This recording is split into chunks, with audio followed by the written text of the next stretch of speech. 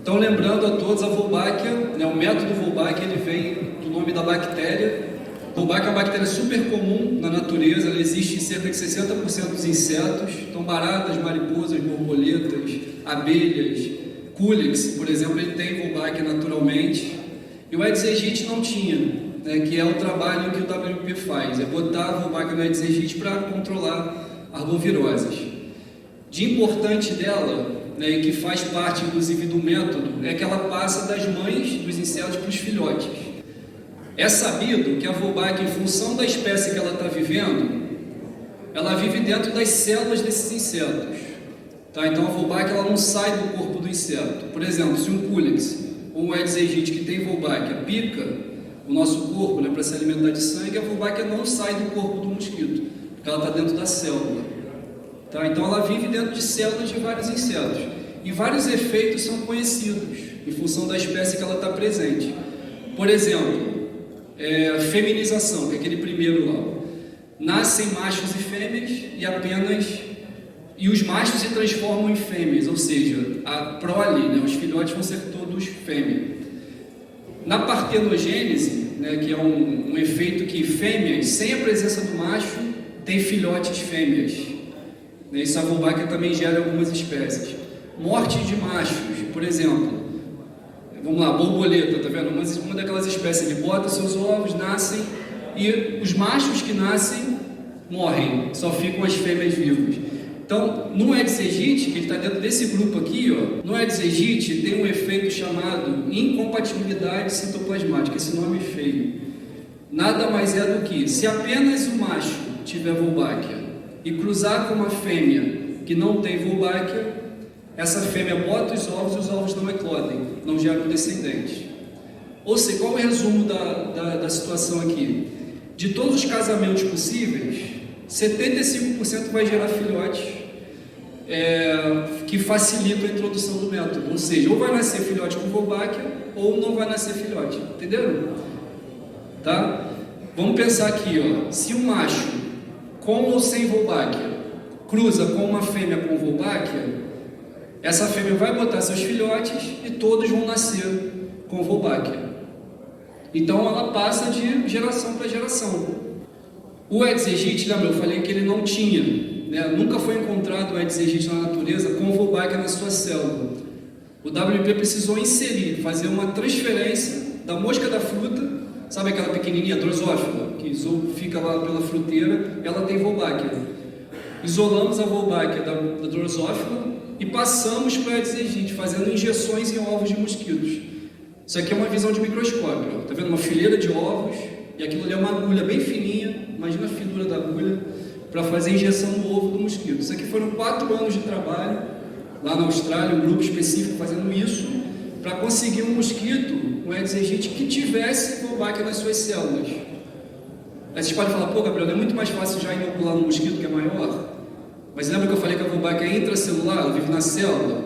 Então precisa entrar no ovo, que ali ainda tem tecido em formação, células em formação, que aí ela já foi incorporada dentro da célula. Beleza? Então a gente chama isso de transfecção, uma transferência da infecção por Wolbachia de uma espécie para outra, de drosófila para Aedes aegypti. É que está um pouco claro, mas se vocês repararem, isso aqui são células de mosquitos, tá? O que está pintado de verde são células de Wolbachia, são Wolbachia. Então, se repararem, a célula está toda tomada de Wolbachia. Então, ela tem essa característica também. Ela infecta muito bem diversas células do corpo do inseto. Ela fica presente em várias células de vários tecidos dele. Então, o que é muito importante a gente sempre ressaltar, gente? Todo o trabalho que é feito em campo hoje, ele precisou ter uma comprovação anterior, científica, que mostrasse que isso é seguro, que isso vai de fato impactar, reduzindo a transmissão de doenças. Então teve um trabalho muito pesado antes da gente começar qualquer liberação de mosquitos que confirmasse que esse mosquito com Wolbachia não transmitisse doença. A drosófila com Wolbachia, a mosca da fruta, ela não se infectava com vírus de mosca. Ou seja, ela tinha um efeito protetor para a mosca. Só que a mosca não pica ninguém, ela não transmite doença para a gente. Né? Não é um inseto hematófago, ela não precisa do nosso sangue para se reproduzir. Então tiramos lá do drosófilo e passamos para o Aedes aegypti. A gente testou o Aedes aegypti, desafiando ele com infecção por dengue, zika, chikungunya, febre amarela e maiaro. São esses 5 artigos que estão aqui em laboratório. E acontecia com a mosca. O mosquito com Wolbachia não era capaz de transmitir esses vírus. Beleza? O que acontece? Quando o mosquito bebe aquele sangue infectado, seja do nosso corpo ou algum experimento, a Wolbachia já está no corpo dele, porque ela já nasce com uma larva, né? Já nasce com um mosquito. E eles competem dentro da célula por nutrientes. Isso é uma das hipóteses, é uma dos caminhos. E a Wolbachia ganha do vírus. Aí o vírus não consegue se replicar, se reproduzir. E, portanto, acaba ali. A fêmea pica, se infecta e não consegue transmitir para outra pessoa. Essa é a base do método. Então, gente, nasce disso tudo o WMP. Né? A Ana até adiantou, é o World Mosquito Program, traduzindo, é o Programa Mundial dos Mosquitos. É um nome que fica feio em português. E chama de WMP, para facilitar. Hoje ele está em 11 países. Tá? O Brasil foi o 4º país a entrar. Ele começou lá na Austrália, depois foi para Indonésia, Vietnã, e chegou ao Brasil em 2014. A gente começou algumas liberações aqui no Rio de Janeiro. Hoje, como estamos no país, né? A gente fez um trabalho que, começando em Tubiacanga, na Ilha do Governador, lá no município do Rio, e em Jurujuba, aqui em Niterói, em 2015. Saiu, após isso, começamos uma expansão no estado do Rio, quando a gente chegou em 1.200.000 pessoas. Foram 62 bairros, somando Niterói e Rio de Janeiro. Com os resultados que saíram, né, com a emergência de outras doenças e tudo mais, o Ministério da Saúde incentivou uma expansão nacional. Né, hoje nós estamos, além do Rio e Niterói, em BH, lá em Minas Gerais. Em BH está acontecendo um grande estudo, um RCT, né, que é um estudo randomizado, controlado, enfim, já está bem avançado, está para ser finalizado. Mato Grosso do Sul, na cidade de Campo Grande, lá na capital, que também já estamos quase terminando, foram 3 anos de projeto, a gente começou lá em 2019, 2020 veio pandemia, deu um atrasozinho no início, então a gente está terminando agora a 5ª fase de 6, então falta mais uma fase, só mais uma etapa para a gente completar toda a cidade de Campo Grande. Chega a quase 1 milhão de pessoas lá naquela cidade. E em Petrolina, lá em Pernambuco, né, no sertão do Pernambuco, é uma cidade de cerca de 300.000 pessoas e a gente já está em vias de finalizar também. Está na última fase já de liberação para terminar, né, esses projetos.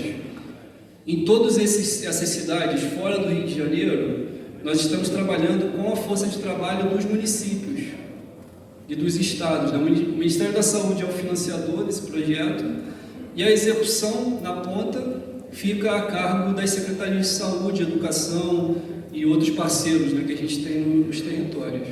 E o WP, a Fiocruz, ela trabalha em parceria, dando suporte, treinamento, materiais. A gente tem uma biofábrica, né, um espaço em cada uma dessas cidades para a produção de mosquitos, que são geridos por nós.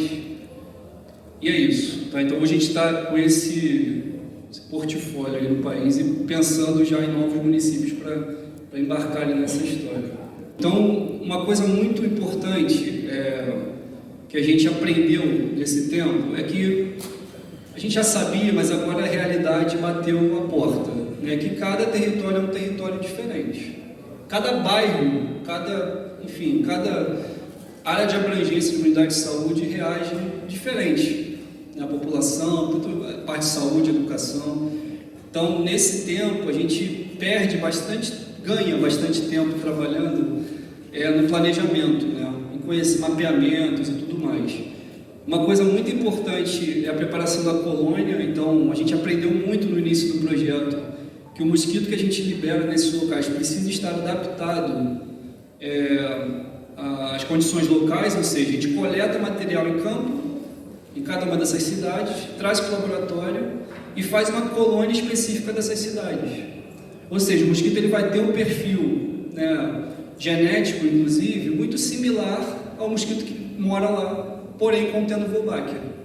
Então isso facilita o estabelecimento dele em campo, a sobrevivência, a fecundidade, né, a resistência a inseticidas, enfim, vários fatores.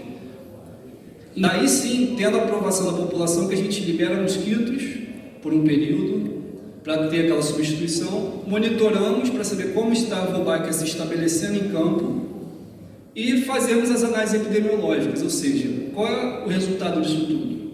Por que tem todo esse trabalho? Para ter menos doenças. Então não faria sentido, né? Então tem um acompanhamento da nossa equipe de equipes, enfim, independentes, fazendo esse acompanhamento do número de casos. O engajamento, gente, aqui eu acho que é muito importante, a gente está nesse momento agora. Ontem, na verdade, a gente apresentou isso para o secretário, tá? Então a gente está dando o pontapé inicial de uma nova fase aqui em Niterói. A gente está começando essa etapa de engajamento comunitário. Nessa etapa, vão ser 3 meses, começando nessa semana. A gente vai trabalhar muito junto das unidades de saúde da nova fase. Então a gente vai precisar capacitar os profissionais que trabalham nessas equipes. Vamos trabalhar com a educação também, então a gente já tem todas as escolas mapeadas, a gente precisa entrar em contato com essas escolas. Aí tem muito material digital, tem muita atividade para fazer com as crianças, com os adolescentes, para levar informação, e as lideranças sociais.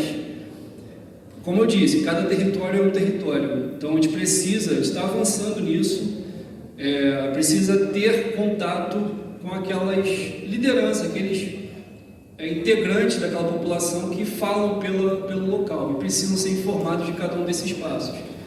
Cada um com certeza trabalha numa área, vocês vão lembrar, um comércio que é importante, um presidente da associação de moradores, alguém que seja relevante naquele território que precisa receber essa informação e nos ajudar a divulgar, né, a história. Então aqui estão só alguns exemplos, né, do trabalho que a gente está fazendo hoje. A gente tem capacitado muitos profissionais, está sendo muito bonito, muito legal isso. A gente tem uma ligação muito próxima agora com vários grupos. Tá, aqui estão alguns exemplos de educação lá em Campo Grande, de saúde. A gente interage bastante tem alguns povos indígenas lá em Campo Grande também. Então a gente tenta mapear e interagir o máximo possível, traduzindo nesse caso, inclusive, para o idioma deles. Enfim, a gente está fazendo um trabalho para ser inclusivo, né? Então, certamente, em vários municípios a gente vai encontrar desafios desse tipo, né? E tem sido muito, muito bom, muito legal. Pode passar, por favor. Por que eu estou batendo tanto nessa tecla? Sem esse conhecimento da população, a gente não pode liberar mosquitos. O que acontece? Imagine lá o bairro que vocês moram, que vocês conhecem. Se chegar uma pessoa, um agente, enfim, um profissional liberando mosquitos agora lá, sem ninguém contar nada. A gente sempre matou mosquito a vida inteira, então chega uma pessoa soltando mosquitos. Então, no mínimo, pode dar um sustinho, no mínimo. Então, precisa que, inclusive, os agentes que trabalham com os profissionais estejam respaldados, resguardados, que a população conhece o que está acontecendo. Isso é o mínimo, que a informação chegue. O máximo que a gente espera é que haja participação, que é isso que esse modelo pede. Que a população seja parte integrante do método, né, de todo o processo. Após o período de engajamento, a gente faz uma pesquisa de opinião, né, dentro desses bairros para perguntar se as pessoas conhecem, entendem e aceitam a soltura dos mosquitos. Ou seja, se pode acontecer de um bairro falar não quero esse mosquito, pode. Nunca aconteceu, mas pode acontecer. Mas é para isso que a gente faz essas atividades todas antes, entendeu? Como é que a gente chega até as famílias? Principalmente através dos ACS, das unidades. No momento da visita domiciliar, entregar um panfletinho, por exemplo.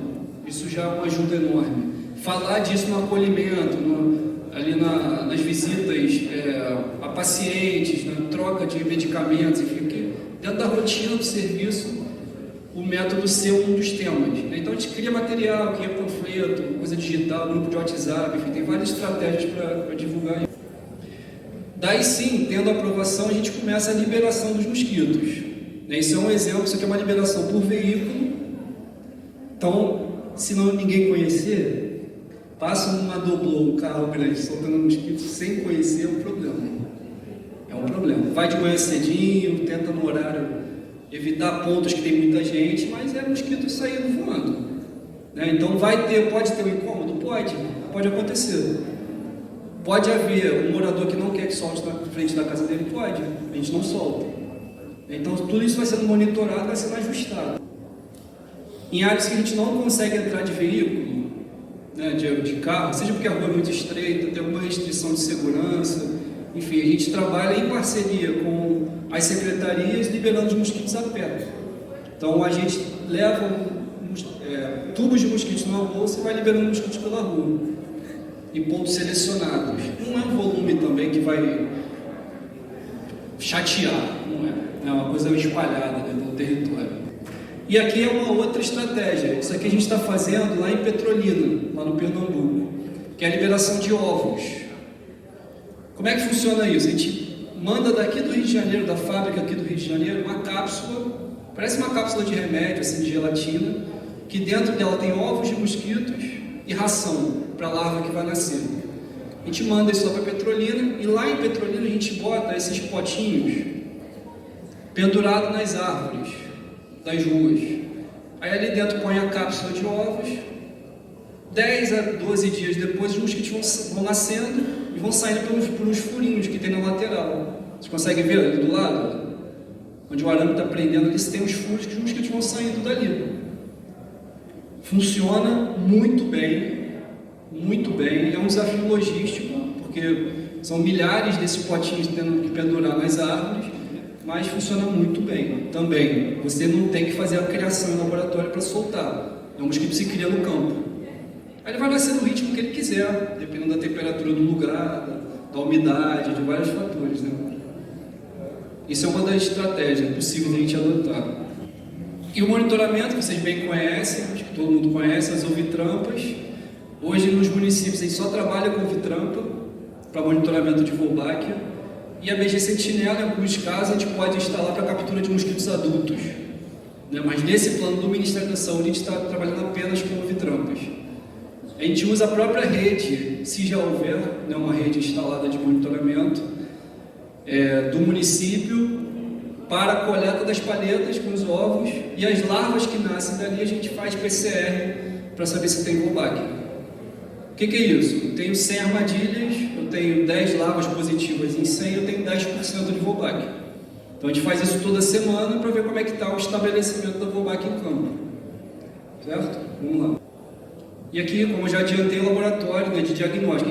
Esses profissionais recebem essas larvas das ovitrampas e fazem cada larva um PCR. Então eu vou sabendo como é que está o estabelecimento com o passar do tempo, né, nesse teste de laboratório. Aqui está em inglês, não está traduzido, mas esse aqui é um trabalho, a Ana participou também desse trabalho. Esse aqui é um protocolo de como a gente avalia o impacto dessas intervenções. Isso está publicado, quem tiver curiosidade eu posso passar depois se tiver interesse. Mas para não entrar muito em detalhe, a ideia é que na análise epidemiológica, né, que é a análise das doenças, a gente faça uma comparação. Imagina, vamos pensar no Jurujuba, antes e depois da Wolbachia. Como é que era a série de dengue antes, como é que ficou depois? Isso é uma das frentes. E a outra é a gente comparar Jurujuba, que tem Wolbachia, com uma área que não tem Wolbachia, por exemplo. Entenderam? Então a análise é antes e depois, ou com e sem Wolbachia. E aqui só um resumo dos últimos resultados que a gente tem saído, né, dos países que a gente atua. O Brasil, a gente publicou esse trabalho há pouco tempo com os dados de Niterói. Niterói é o primeiro município no Brasil que publica, que tem dados de fato mostrando redução dessas arboviroses. Então é uma bola dentro, um golaço que Niterói está fazendo. História mesmo para o país e tudo, tá, gente? O pessoal fala muito de Niterói. A Indonésia, né, que fica lá na Ásia, publicou também um trabalho recentemente mostrando 77% de redução de dengue nas áreas com Wolbachia. A Austrália também tem um trabalho legal que eles conseguiram acabar com a dengue lá no país. Nos últimos 5 anos não tem caso autóctone, né, caso local de dengue usando Wolbachia.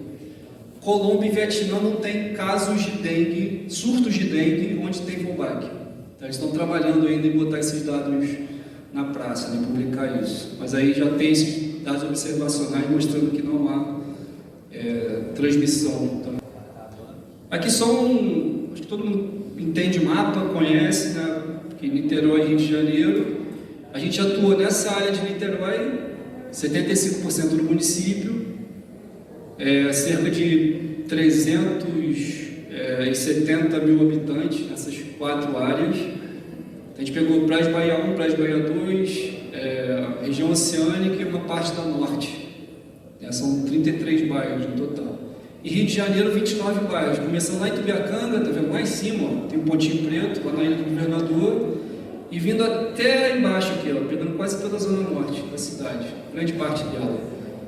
Terminando lá perto do Fiocruz, ali, lá perto de Manguinho, Maré. Agora, para terminar, só vou dar um tiro final, só para mostrar aqui alguns dados do município de vocês. Já adiantei, né? São essas áreas que a gente trabalhou aqui na cidade.